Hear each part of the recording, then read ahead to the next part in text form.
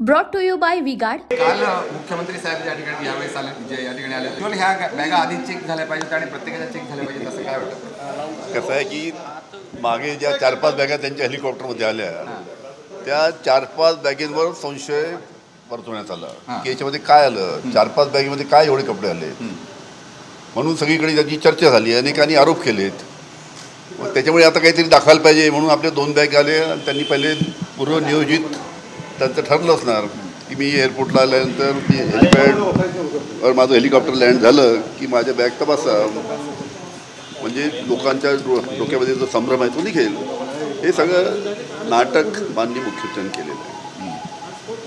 संशय व्यक्त करण्यात आला होता त्या 4-5 बॅग ज्या उतरल्या त्याच्याबद्दल 9 बॅग. त्याच्यामुळे सगळं हे मुख्यमंत्र्यांनी देखवा केलेला आहे हे स्पष्ट त्याच्यावरून दिसतं. भाइयों बहनों, उनके राज में पावर रहे अनस्टेबल और हम रखे सब स्मूथ और स्टेबल. हमारा नेता कैसा हो जो स्टेबल पावर दे वैसा हो. अब की बार वी गार्ड एसी स्टेबलाइजर का चमत्कार. साहेब, देवेंद्र फडणवीसांनी एका वृत्तपत्राला दिलेल्या मुलाखतीत असं म्हटलं आहे की सिंचन घोटाळा जो होता तो त्याचे जे आरोप होते ते खरे होते आणि अजित पवार त्या खात्याचे मंत्री होते त्यामुळे त्यांचंही नाव आलं होतं. मात्र चौकशीमध्ये अजित पवारांचा त्याच्यामध्ये काही संबंध नसल्याचं समोर आलं. तुम्ही विश्वास ठेवता त्यांच्या बोलण्यावर? महाराष्ट्र विश्वास ठेवतो देवेंद्र फडणवीसच्या बोलण्यावर? अरे सर्व जगाला माहीत आहे की सिंचन घोटाळ्याच्या बाबतीत भोपाळला माननीय नरेंद्र मोदी साहेबांनी स्टेटमेंट दिलं.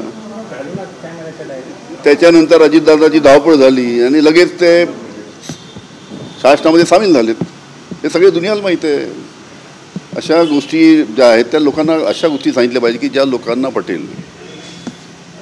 आपल्याला सांगतो संपूर्ण महाराष्ट्रामध्ये ज्या पद्धतीचं चित्र आहे, महाराष्ट्रामध्ये चमत्कार घडणार आहे आणि बाहेरच्या राज्याचे रिपोर्ट आहेत त्या ठिकाणी सुद्धा अतिशय चांगले रिपोर्ट आहे. 400 पार तर सोडा, 200 पार सुद्धा होतात की नाही अशा प्रकारचं चित्र आजच्या तारखेला संपूर्ण देशामध्ये. उनका बैकअप सिर्फ कल तक और हमारा चांद तक. हमारा नेता कैसा हो जो नॉन स्टॉप बैकअप दे वैसा हो. अब की बार वी गॉट इन्वर्टर बैटरी का चमत्कार. ज्या शिवाजी पार्कवर बाळासाहेबांनी भाषणं गाजवली त्या शिवाजी पार्कवर आज देशाचे पंतप्रधान नरेंद्र मोदी यांची सभा होती आहे.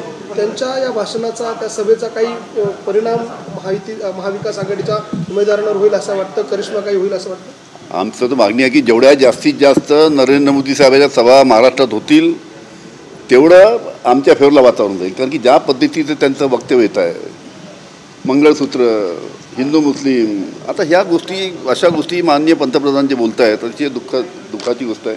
त्यांनी आमचा आग्रह आहे की त्यांनी जास्तीत जास्त सभा घ्याव्यात, त्याचा आम्हाला 100% फायदा होईल.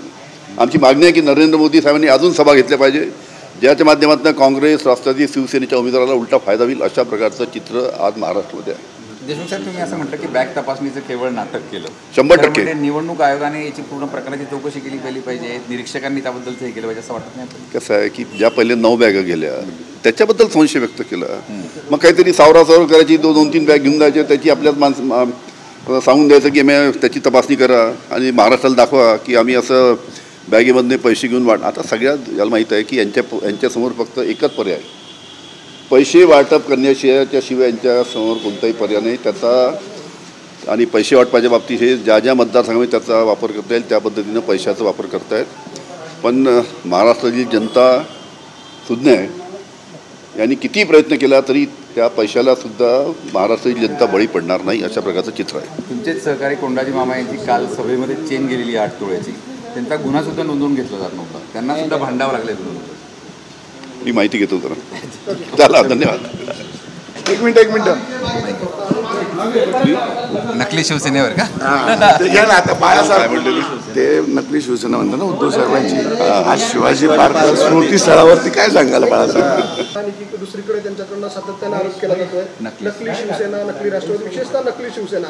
ज्या बाळासाहेबांनी शिवाजी पार्कवरती शिवसेनेच्या अनेक सभा गाजवल्या त्यांच्या शिवसेनेला नकली म्हटलं जातं, याकडे सगळं कसं बघताय? असं आहे त्यांनी जे नरेंद्र मोदी साहेबांनी पहिल्या दिवशी स्टेटमेंट दिलं की उद्धवजी ठाकरे यांची नकली शिवसेना, संपूर्ण महाराष्ट्र नाही संपूर्ण देशाला माहीत आहे की खरी शिवसेना कोणाची. त्याचबरोबर राष्ट्रवादीच्या बाबतीत सुद्धा सांगितलं की नकली राष्ट्रवादी आहे. सगळ्या जगाला माहीत आहे की राष्ट्रवादी काँग्रेसची स्थापना पवार साहेबांनी केली. आमच्या दोन्ही पक्षाचं, शिवसेना उद्धवजी ठाकरे यांच्या पक्ष असो की आमचा पक्ष असो, आमच्या पक्षाचं चिन्ह चोरलं, झेंडा चोरला, नाव चोरलं, परत आम्हाला नकली शिवसेना म्हणायचं. सर्व दुनियाला माहिती आहे, सर्व जगाला माहीत आहे की उद्धवजी ठाकरे यांचीच ओरिजिनल शिवसेना आहे. आणि त्याचबरोबर राष्ट्रवादी काँग्रेस जी आहे ती शरद पवार साहेबांचीच ओरिजिनल राष्ट्रवादी काँग्रेस आहे. हे जे आमच्यातनं गेलेले आहेत, म्हणजे शिवसेनेमधनं जे गेले आहेत, माननीय मुख्यमंत्री साहेब त्यांची नकली शिवसेना आहे, अजित पवारांची नकली राष्ट्रवादी आहे, हे सर्व देशाला माहीत आहे. अजित पवार गेल्या 2-4 दिवसात सगळेजण शोधत आहेत आणि जवळजवळ ते नाराज आहेत असं म्हटलं. ते छगन भुजबळ पण नाराज आहेत, ते पण नाराज आहेत. परत येण्याची काही नाराज 4 तारखेनंतर ते होणार आहेत. 4 तारखेला वेळ अजून. हे सर्व नेते आहेत ना, भारतीय जनता पार्टी, मुख्यमंत्र्याच्या पक्षाचे, अजितदादाच्या पक्षाचे, 4 तारखेनंतर त्यांचा इंटरव्ह्यू घ्याल, त्यांना विचाराल की तुम्ही जे पावलं उचलले त्याचा योग्य उत्तर महाराष्ट्राची जनता जेव्हा तेव्हा देईल, तेव्हा त्यांना तोंड दाखवल्याला सुद्धा जागा राहणार नाही. स्वगृह येतील अजित पवार असं वाटतंय.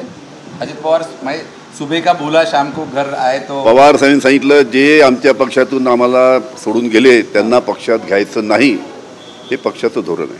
देशमुख साहेब, आज तुम्ही नाशिकला आहे, जयंत पाटील साहेब होते, पवार साहेब होते, तिकडे तटकरे पण आहेत, भुजबळ पण नाशिकला आहेत.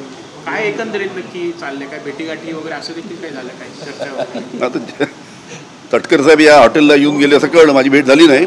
आमच्या काही कार्यकर्त्याची भेट झाली, बाकी अजून कोणाच्या आमच्याच पक्षाच्या लोकांच्या आमच्या भेटी झाल्यात. कोण पवार साहेबांच्या संपर्कात जरी आले ते आमच्या, तरी आम्ही त्यांना घेणार नाही वापस. Brought to you by V-Guard.